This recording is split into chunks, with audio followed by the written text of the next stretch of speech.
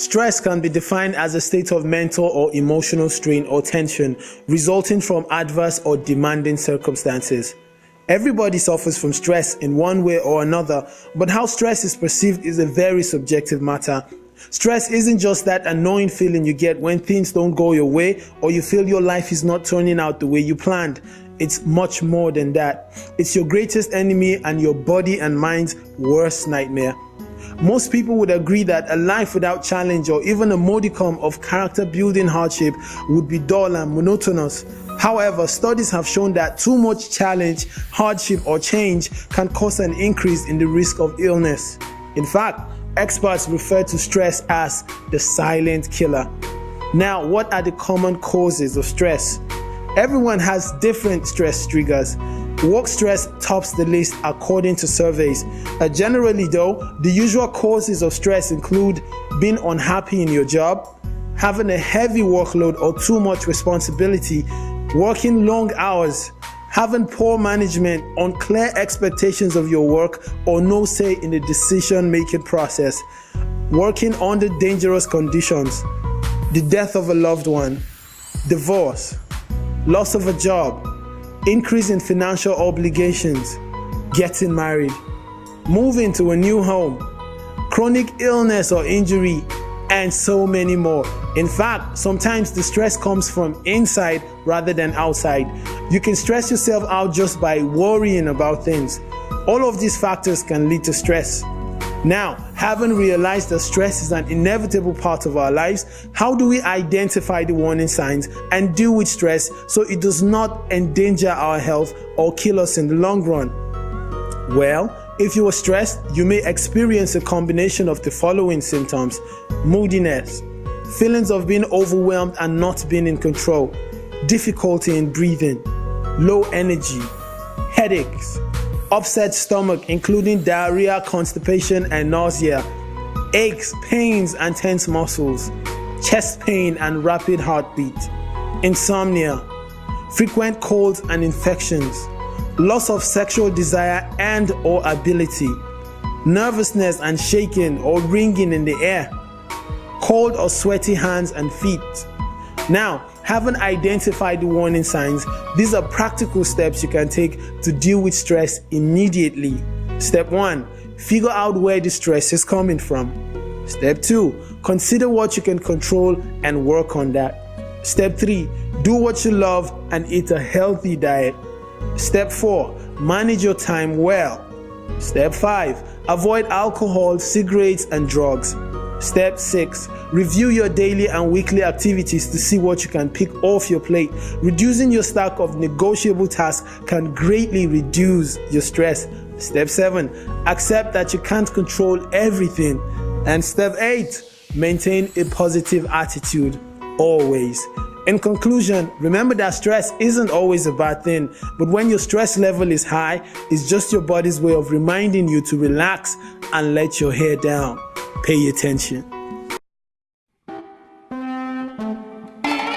Before the coming of the Europeans in Nigeria, there was nothing like local government. In fact, there was no Nigeria or the Nigerian state. What we had were villages, towns and ethnic groups, and a society bonded by integrity, peace and understanding.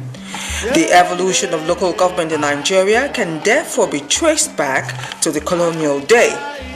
The question would be, why was there a need for the creation of local government units in Nigeria? The simple answer is, it was created or established based on indirect rule, whereby the native authority system was created to accommodate the local duties as instruments for the manipulation of the people. The Europeans dominated the government at the hinterland as colonial or district officers, while we served as middlemen. The native authorities were to maintain law and order, and the first ordinance recognized traditional rulers as native authorities. But in 1930 and 1940, the first reform on the order was established, culminating in the establishment of chiefs in council. After the Second World War in 1945, the colonial masters realized that the local government could play an important role in development of Nigeria and thus democratized the local government system as a bank for social infrastructure and economic development, and the objective of the local government redefined as the engine for rural development. Community development is the process by which the efforts of the people themselves are united. The bright sunshine of Nigeria makes me to believe that all over the world there's no place like Africa. For Nigeria is my home. Yeah, yeah, yeah, Africa. Yeah, yeah, yeah, Africa. Africa is my home. I'm black and proud.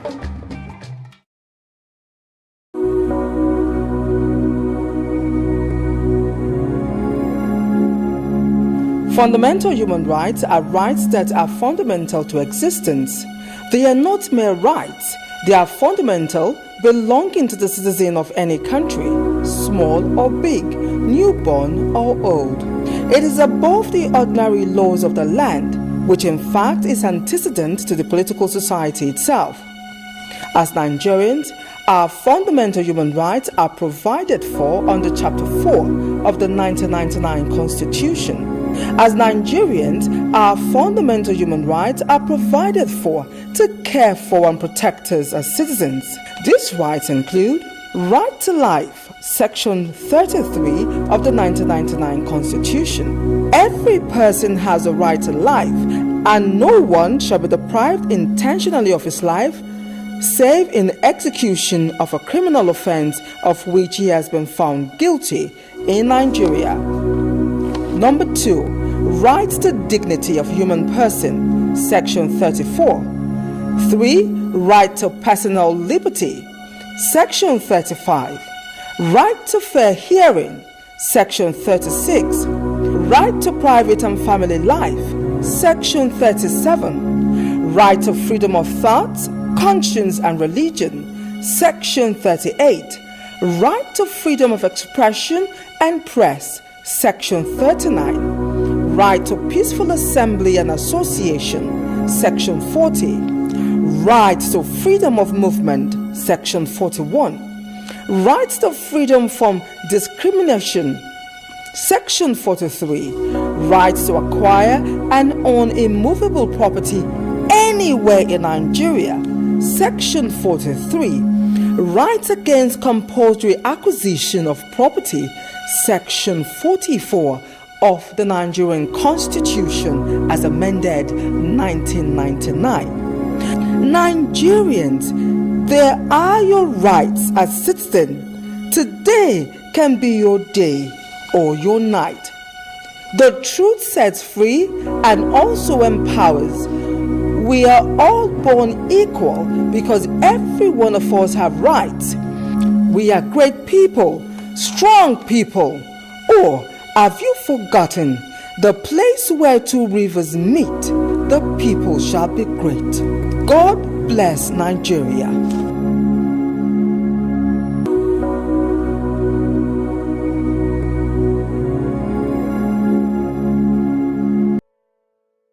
The 1959 short film titled Giant in the Sun introduced Africa as the continent of the future. The film predicted that it would be led by a self-governed Nigeria, as it would become a former colony of Great Britain the following year. The movie, highly acclaimed at the time, demonstrated how Nigeria distinguished itself as a leader in industrial, agricultural, commercial and social development. For all her long historic past, Nigeria is a young country, growing, even as a child grows towards maturity, to full nationhood within the British Commonwealth. Modern skills and modern thought are playing an increasing part in life, and the foundations have been well laid by other, older hands. The people of northern Nigeria face the future with confidence, knowing that with the natural resources of their land, and by their own efforts, they can justify the proud title of Giant in the Sun. The tremendous advancements shown in the documentary never materialized. Now, well over 57 years later, the nation is yet to reach its full potential. The title Giant of Africa is however fitting for Nigeria. Though not the oldest or geographically largest country on the continent, the coastal nation nonetheless stands out, mostly for its high economic status and enormous population. Nigeria's robust economy, the world's 26th largest GDP in 2016, is based on an extensive list of agricultural resources and industries too numerous to mention. Yet, nearly all of Nigeria's wealth is based on its abundant oil reserves. Petroleum and petroleum products have been the primary source of income and government revenue for more than 47 years. This reality, incidentally, has caused the nation's other viable industries to suffer.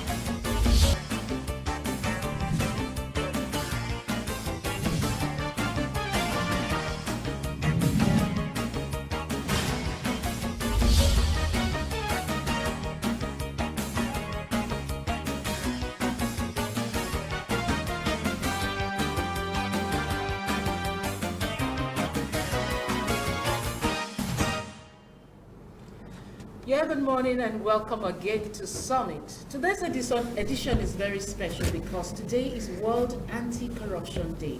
And on the program, we'll be looking at the government's anti-corruption war. My name is Jumoke Michaels. Banji, good morning. Jumoke, good morning. How was your weekend? Thank God. I want to believe you are corruption-free. Yes. You can stand head tall and talk boldly, the public. Yes, I can. And take the highest office in the land. I can. If you are corruption-free. I can. But if you are traces of corruption, you may not have that privilege. Does that work in Nigeria anymore? It does. You and I are living witnesses how the mighties are falling. Well, just last week, what happened. In the course of our discussion this morning, I think we'll know more about that. If being corruption-free actually makes you eligible to run for public office. Well, going straight into our discussion this morning, we have our guests already seated, and I'd just like to introduce them. We have Dr. Dayo Kayode, political technocrat, with us here in the studio. Dr. Kayode, good morning. Good morning, how are you? Welcome. And I also have Mr. Ekujimi. Oh, I got it wrong again. I was so saying it so confidently. Ekujimi, here with us in the studio.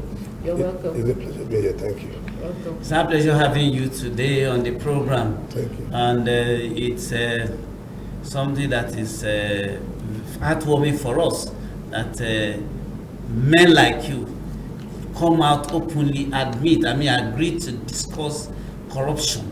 That shows that your records, I want to presume that your records too must be clean for you to be able to discuss corruption in the public domain. It's our pleasure having you today. My pleasure, how are you? Yes, globally today is World Anti-Corruption Day, and we're looking at our own record, Nigeria. How well have we actually keyed into the global trust when it comes to anti-corruption?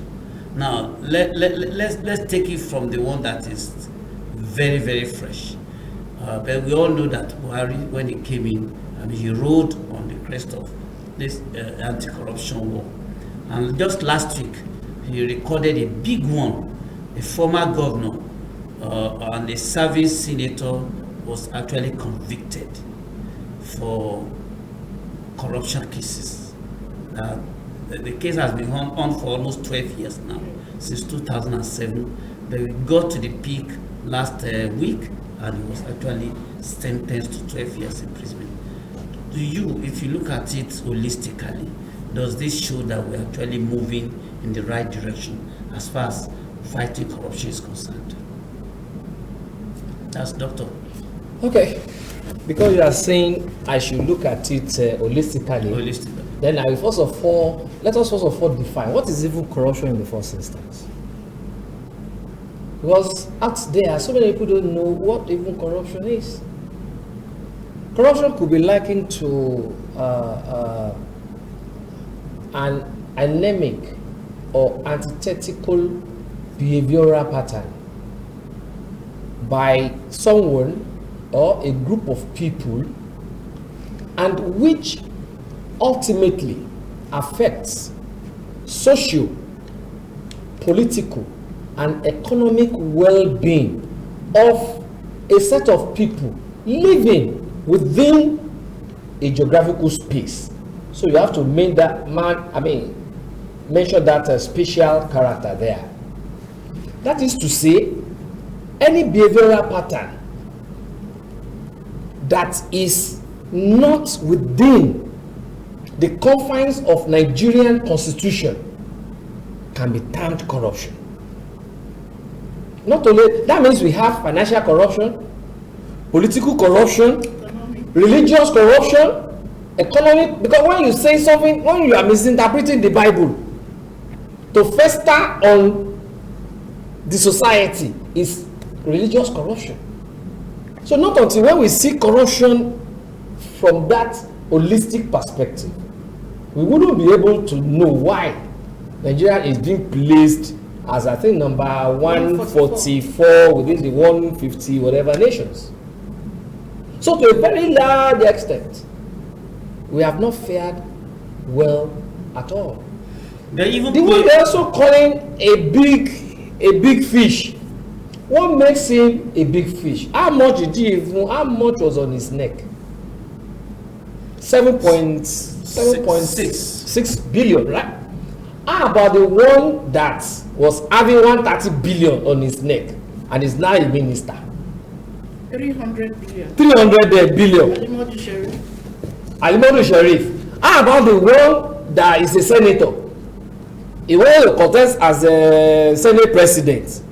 They were asking him to stop. He said, no, I must contest. He now went for a meeting at the presidency. When he came back, that case was withdrawn from EFCC, taken to office of the Attorney General. So what are you talking about? And he's now a minister. So, and there are a whole load of them there.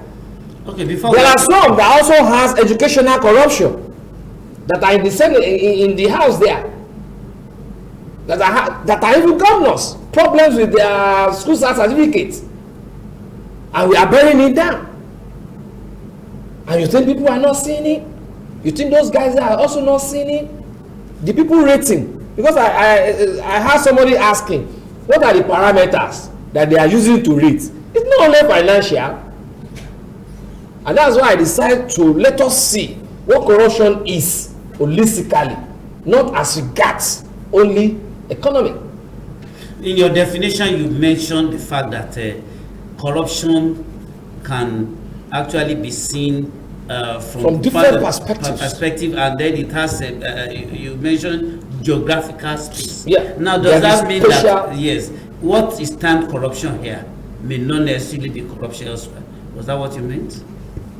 When you perpetrate corrupt activities within your country, it's going to be dealt with according to the rules and regulations, the laws of that place you committed it.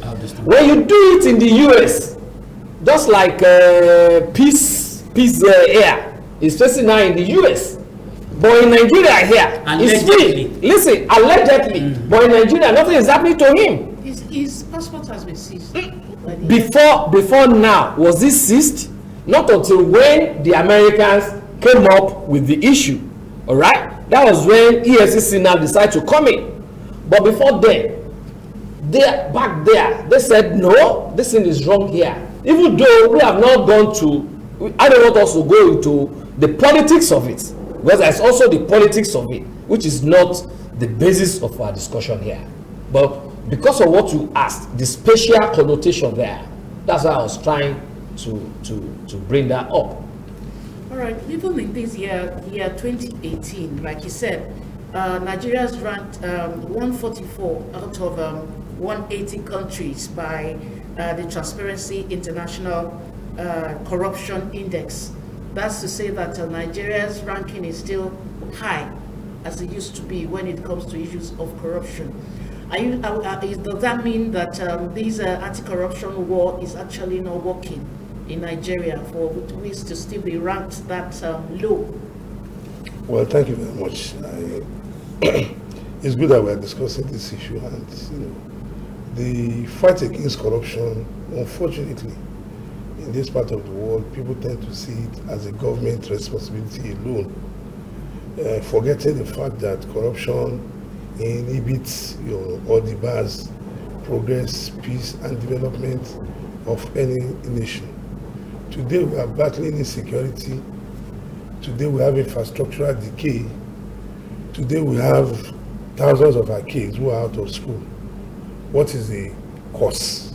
Majorly, if you look at it holistically, you recognize that all these maladies that are bedeviling our society are a fallout of corruption, whereby some people have been saddled with the responsibility, but they have cut corners with that assignment handed over to them. He talked about the various facets of corruption, and I agree, completely agree absolutely with him. That corruption is not only when money exchange hands. If you are a civil servant, you are supposed to resume at your desk at 8 a.m. and by 9, 10 a.m. you are not at your desk. You are perpetuating corruption. It means you are gaining undue favor because your salary or your emoluments has been calculated based on your work description. If your work description says you should work from 8 to 4 p.m. and you come to the office at 10 a.m. and you close at 2, that means the state or whatever establishment you are working for has been shortchanged by 4 hours. That is also corruption. So, as a people, unless and until we come to the reality that look, our acts, our attitude, a lot of things that we are doing now, when you look at it and you imagine that this was the same society I was born into, the same society I grew up to. This is a society in the past. If anybody comes into abrupt wealth, the first thing people will ask, how did you come about? People will ostracize you.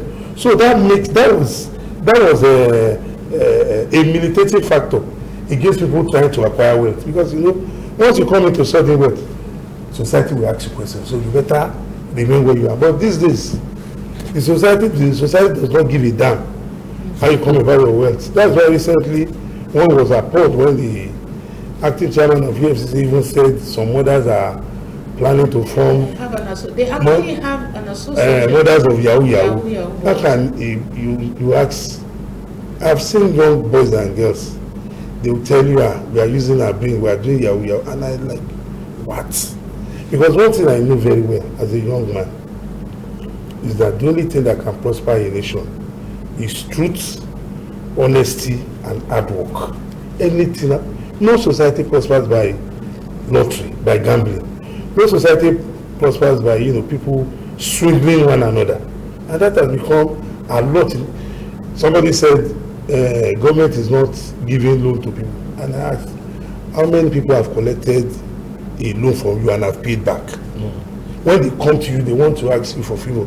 They come crying. Immediately you give them that favor, you'll be running after them day and night to retrieve the money you have used to render them assistance. So we live in a society today where our values have completely collapsed, and for me it's saddening that you cannot close your eyes and say, this is the man I can trust. I remember vividly when the late Chief Chief Obafemi made a commendation with regards to late Chief Alfred Iwane. Chief Awolowo is an Ijebu man. Alfred Iwane is an Ishekiri from Delta. Chief Awolowo said, in describing Alfred Iwane, he said that Alfred Iwane is a man you can place your life in his hands and go to sleep. Can we say that? Closed. So you know nothing will happen. That this one will stand through thick and rain for you. But can we say that again? The society has become one that which the husband cannot trust the wife cannot trust, children will gang up, they will kidnap, They will hide their father and call their brother in the US, oh, our father has been kidnapped. Are they, you know? So our society is in trouble. And it is good we are discussing it. And the only way we can change it is for us to start that reorientation from our homes. When we are talking about corruption, it's not about the government. Yeah. When people come into the country and they see the man at the decks at the airport asking them for tips before you will sign their forms, you go to the bank, somebody is supposed to attend to you, you stand on the queue for 10, 15 minutes, nobody is talking to you. That tells you clearly that the humanness that is supposed to exist within our humanity has completely, you know, taken to flight. So for me, the issue of corruption is something that affects us all. It is an everyday thing in our lives. Okay, it's an everyday thing in our life. Well, for me, I like to, in Yoruba land, they say when a young child trips, he looks forward. But when an elder trips, he looks back. Let's look at it. How did it become so endemic in our society? Many of the young ones now, the Yahoo Academy and all that have become the order of the day in Nigeria, probably just started about a decade ago. And for me, I like you to look at the root causes of this corruption that has become so like almost like a household name. The ones that have been caught, do you not think that it has festered so much because those who have actually been caught have gotten away with it? We have a long list of those standing trials, some who allegedly have brought justice. And if you look at the cases of those who have been convicted, so few among so much, the long list of those who have actually been alleged to have been corrupt in one way or the other. Do you not think even the young ones are looking at the scenario and saying, if others can get away with it, why can't I also join and make money? Yes. You see, to understand where the society has fallen, because it has to do with society, human relationship now. So that calls for a sociological perspective overview. All right? You got to look at it from sociological perspective. In terms of when I was growing up, when I'm following my father to the village, sometimes he want to buy plantain on the road. You see that plantain there. They put some money there. Without the seller. Without the seller, they put some money there. My father will pick that plantain or yam, or there's what they call the gogo. You know gogo? What is the Oyibo gogo again? No, what I am. Osun. Those are called Yoruba names. I will remember. I will mushroom. Mushroom. Okay. This mushroom. Okay, mushroom. No, sorry. Sometimes. And then we put the money there and we go. Then when we see all these people that they call the Nokere, workers that cut the road, most of them are prisoners. They wear those short. And when they see people passing through them or want to pass off where they are, you see them hiding their face. They don't want you to see them. But this is you see, ex-convicts, ex-convicts, even leading mammoth crowd, and will still be healed. Okay? Now, have you forgotten the case of an ex-convict who was actually I don't want to mention him. Party was I don't want to mention him. I mean, people don't put me on the hot seat. No, don't put me on the I don't want to. Yes, but everybody knows. Not one, not two, not three. Here, there was another situation. A lady minister stole. He was removed, and his people started carrying placard. That is because it's from this part of the country and all that. To that extent. Okay, let me also give you another scenario. I'm sorry, police people, though, for this. They asked one boy, what profession do you want to be tomorrow? He said, Daddy, I want to be a policeman. He said, why? He said, I you can be collecting little money on the road. Small boy of about 8 years. You don't understand. That means he had been seeing it. Now, his mindset has been acculturated towards that.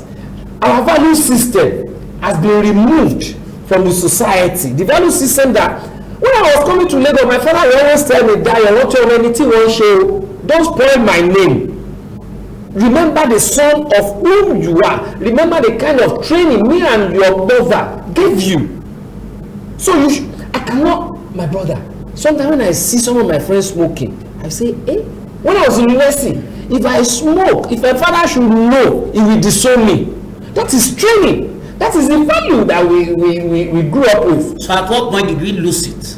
That's what I'm saying. At a point, if we look back, if I should come in, I think we started losing it during the days of former military dictator Ibrahim Badamasi Babangida. Udo Jinko?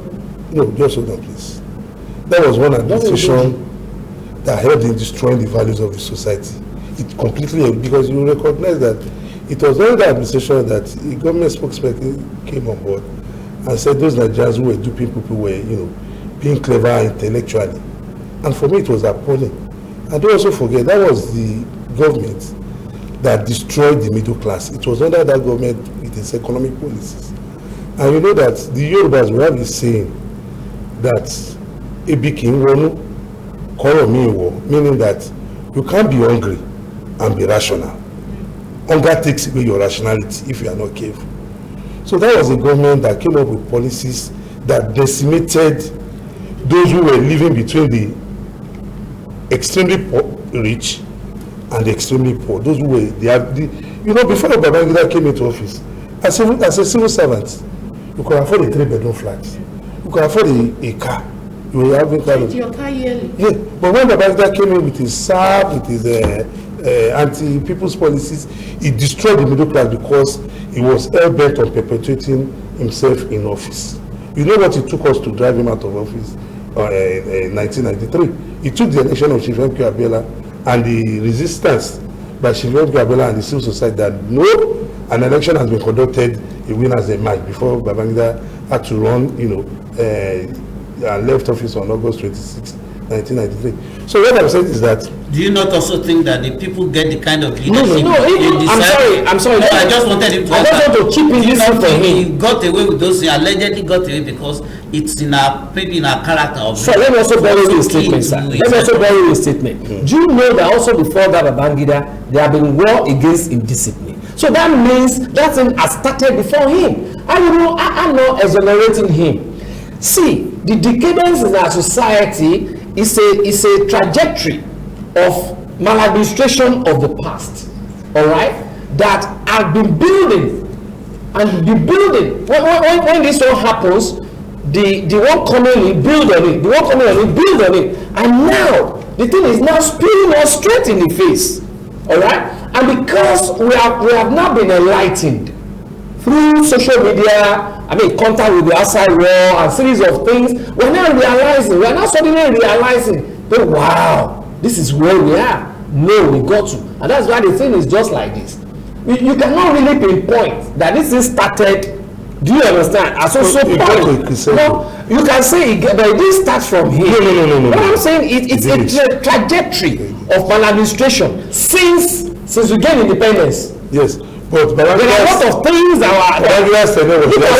Look at the issue of Rete. When people were killing people because of politics. It's political corruption. And even we're seeing it. Then at that point in time, we were now saying, okay, I can kill and nothing will happen. Now, this government came in 2015, and you remember the popular saying of our president that we need to kill corruption before it kills us. Now, in the last 4 years... That was political statement. Now, it's killing us because our youth believe more in the shortcuts. They believe you can make it, rather than spend 35 years in public office and come out, you probably may not be able to afford a 3-bedroom flat. Some of these young boys below 20 are buying duplexes, they're buying cars and all that. Now, the question is, this administration that actually rode on the crest of this anti-corruption thing, how far do you think that's done? We have a long list. Let me take you back a bit. Look at what happened in Zimbabwe. I don't know whether you heard the news. The president of Senate of Zimbabwe, look at the bills they are passing there. They just opened a $25 billion beverage company in Zimbabwe. And the point was that they just pass a bill, ensure that they pass a particular bill that will ease business there. But what bill are we passing here?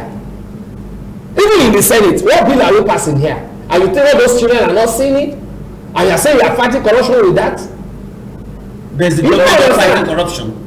And is the government fighting corruption or not? Well, with all intents and purposes, with all we have been saying, we all can judge, we all can derive our conclusions. But mine is, look at what other an African country. But what bill? Now, it has to be in comparison. It is on record. Nigeria cannot stay on its own without looking at external. We are living in a global community. If somebody who has actually occupied the position of a governor of a state for maybe 4 years or 8 years is now convicted, that is something as a landmark achievement? Yes. I think the government within its parameters, within the institutional framework of governance, is doing its best to fight corruption.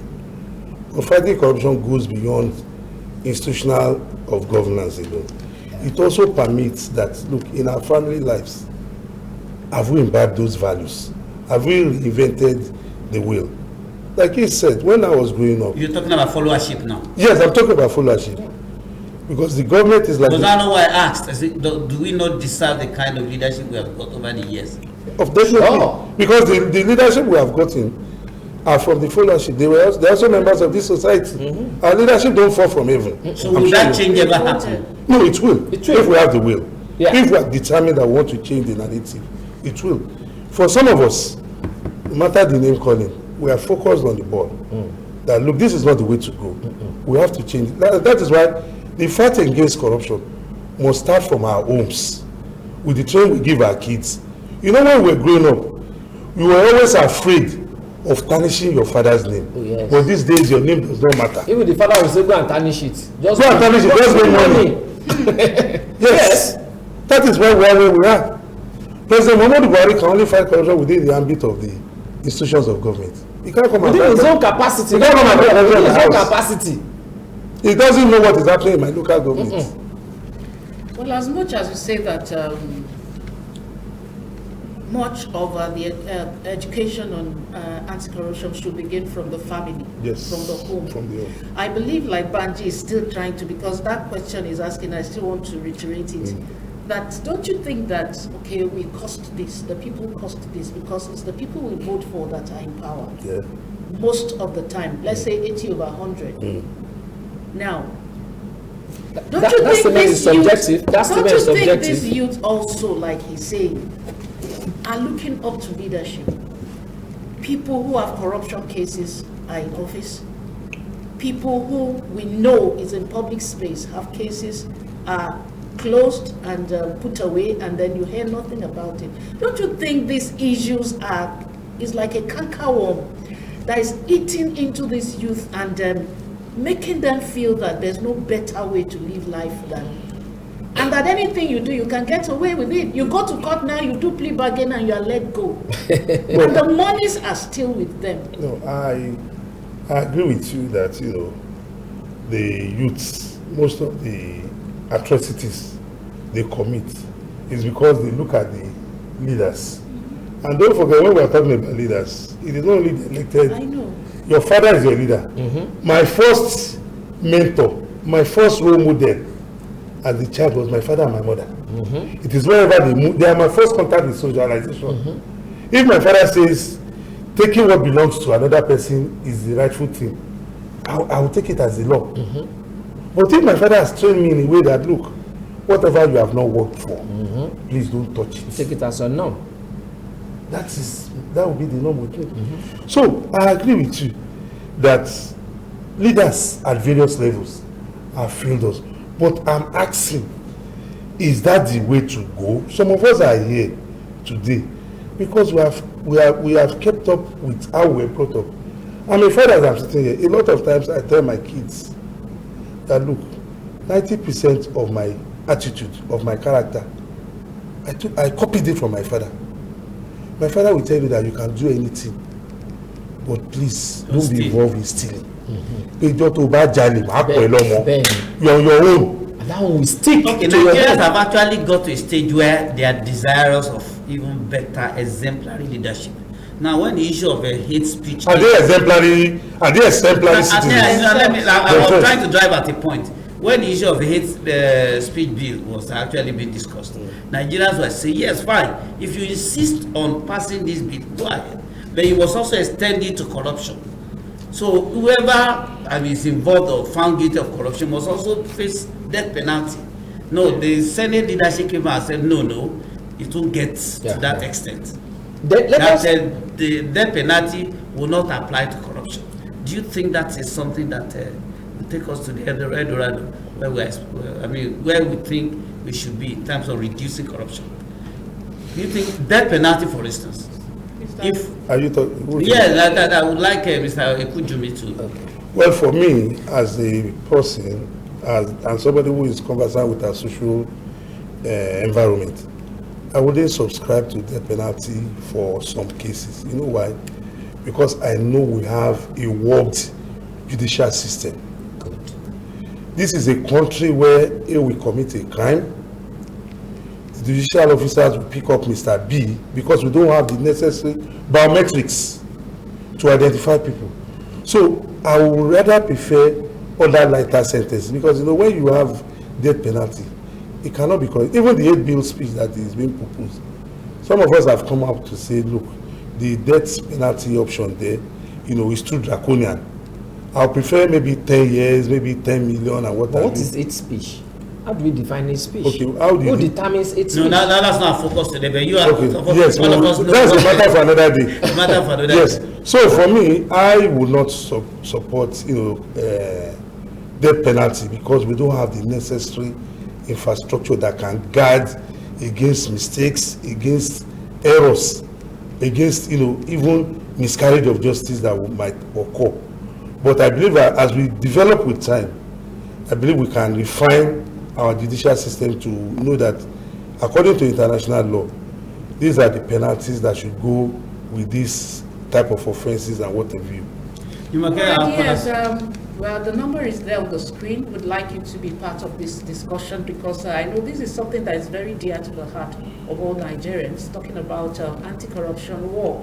So we'd like you to send us an SMS on the number on the screen, and then we'll read out your message here on the program. Just include your name and your location. People are already calling the line, but we'd rather have you send us an SMS, please. We just have a few minutes more on the program, so you begin to send in the messages.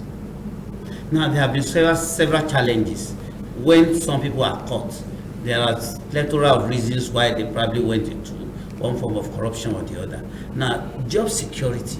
A lot of civil servants who are found in corruption cases today are doing that maybe because of their future. There's no job security. Sometimes some of them are afraid when I leave, I may not get my pension in good time, and several other factors. Now, do you think some of these things were, we could better handle it such that a lot many people who are found in corruption cases may never have thought about it? If there's a social security system, and maybe job security system, a lot of our teaming youths who are roaming the streets and have no hope of actually securing job until maybe they know one minister or one commissioner or a governor. So how do you think we can actually approach it in such that it will not be, corruption will not be like a second nature to us in this part of the world? Much as I will not subscribe to anybody saying is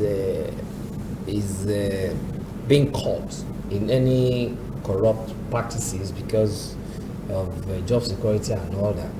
So also we're going to look at the other side. If we have enough jobs in this country, if civil servants are getting their salaries as at when due, and they are getting promoted as at when due, we will be having some. For instance, I was giving an example somewhere this morning. As I see how much government says they are spending on subsidy, 1.6 trillion or something like that. I said, for goodness sake, I've done some research on a modular refinery. It wouldn't take you 6 months to build one, And to build one, you don't need up to $70 million to do one. So that means, if since all these days, all the money you have been spending, if government have been so sincere, all the money you have been spending on subsidy, all the money you have been spending on turnaround the maintenance of our refinery, we will have gotten at least 2 modular refineries in each country in each of the states in this country. Now, if we do it, if we are cracking our crude oil in this country, when you crack crude oil, you have almost 15 residuals. How many are they bringing to this country? Petrol, kerosene, diesel, and black oil. How about the others? All those ones, if they are here, we will have used it to kickstart our petrochemical industries. And when we have that alone, can absorb nothing less than 65% of the unemployed youths and people in this country. Where would that only do? Look at the multiplier effect you have with our economy. So why will you now go and steal? Because do you understand? Everybody will live conscientiously. In those days, sir, it is shrubs that our fathers use as fence for buildings. Shrubs. All this hibiscus flower and all that they use. Do you understand? This Christmas, you even see some purple this is coming out from it. But this is what do we see? Big fence. Why? Because they are stolen our commonwealth, and people's psyche are staying to look. I got to survive. Look at the woman in Osogbo, very hungry, and the family. He now took the child to where she will buy garri. She now after buying the garri, she just said, sorry, I forgot the money in the shop. You, my daughter, stay here. Let me go and bring the money. The daughter was there from morning till evening. The woman did not go again. She had prepared a bar and all that in the house. Those people now went to the police station. They now went, that girl now took them. He said, I'm sorry, I need to eat. My children are hungry. See what I have used of garri to. That's why I just, do you understand? Look at what hunger had led somebody to. So because they are stealing our commonwealth to the extent of even affecting our psyche. And that's why you see some of these boys doing all sorts of things, because we are not equally endowed. All right, once again, this is that why, for instance, the religious bodies or leaders in all the religions we have in this country would also be involved? I mean, we have series of cases of allegation of corruption, even in houses of God. I mean, would you say they don't understand the scriptures, or why would a man is it hunger? No, a lot of them have no business with the scripture. The religious institutions have become big economic enterprise. Yeah. It is not about salvation of souls anymore. It's about prosperity. And I don't know where in the Bible or in the Quran where they tell him to go and preach prosperity rather than to go and win souls. So that tells you clearly that we have missed it with. And you know, at a point, look at you go on our streets today. On a street of maybe 100 meters, you'll find 10, 15 religious. 20. Even one, a 10 by 12 room, they have converted into. And the same denomination. You know. So, talking about the question you asked, I think we need to have a sociological perspective to this issue. And it is that there are some things we need to put in place. It is not that if we put those things in place, it will be El Dorado. Like the Yoruba say, Karofo, Katefko, Karuka, Eni Mayo. Kaguno si mewe, Karo, Nepepa, Eto Mayo. I understand, they don't understand. That no matter how small the food, the person that will be belleful will be belleful. Some people are naturally greedy. If you provide all these basic necessities, those that want to steal will still go ahead and steal. But what we are saying is that when we have this template on ground, it will go a long way in curbing a lot of people who are involved in it, because the man will look at the end of the month, I get my salary. If I'm retired, I get my emolument. If I'm getting my pension, it's enough to take care of me and my wife. Because soon my children will graduate from school, they will go their own way. All I have to feed is myself and my wife, because nobody prays. But a level 15 officer in the ministry wants to send his children abroad. That is the greed I'm talking about. It's not in those days. It's not in those days. So that is why I've told you earlier that it is the erosion of values.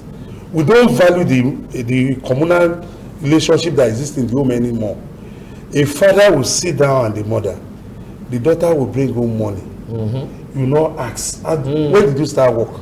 Money abika. How did you come about Money this? abika. You embrace it. I've been a victim. I went to a police station to stand shorty for somebody who was alleged to be a yahoo. After I had used my personality to secure the bail, I now realized that the boy was really Involved. and the mother was aware that from that day I swore I will never do it again. So that is, can you imagine those days you are involved in the Time will fraud? not actually permit us to exhaust this issue, but these few minutes that we have, you want to actually talk Let to me the just leaders. read this message. Okay, please. We have this message from Olanrewaju from Okearo, Ogun State. He says, I wonder if our country, Nigeria, would ever get better. The men controlling traffic in Ogun State now embark on arresting private Okada for helmet wearing, collecting 8,000 from us. Come to Giwa Okearo and Lambe Junction. Commercial Okadas are not arrested. All right, so we're still talking I about... think the issue is that if you obey the law, nobody will extort you. You, the Okada rider, you to put on your, as I'm sitting down here, I have all my vehicle documents. When I go on the road, you ask me for my driver license. Because hold on, please. I present it. You ask for my vehicle papers. Everything is. What's your reason for demanding money from me? because So a lot of times we also don't know. Why? What don't I have seen where police guys were molesting Okada where I live. Don't let me mention that place. I stole my vehicle that day and I told that guy, you are not careful what I do for you here. But fortunately, some of those policemen around, they also knew me very well. They had to come into that. See, most of these guys, they have their papers, they have everything, but they will say they want to collect owonje. No. Owonje. You get the word they call when they say owonje. Please listen. Are they supposed to feed them? Listen. No, let us react to that. Must you also give when they ask? Because they will disappoint. Hold on. Let us react to this SMS that they are collecting money from Okada riders who are not putting on. Will they be bold enough to collect money from an Okada rider who is complying with the law? We will have exceptions, no doubt about that. But if we are also complying with the law, it will go a long way in reducing this corruption. A lot of persons will say, oh, it doesn't matter. I will bribe my way. But at the end of the day, you realize that when you are bribing your way through, the amount that will be involved will surpass what can be used To buy the helmet. no, not even to buy the money. You know, when you buy helmets or you get your vehicle papers, it's a form of tax, and it is from that revenue. Part of that revenue is used in providing infrastructure. Because even that the tax you just mentioned, how well is it utilized? That's the question. Is it justifiable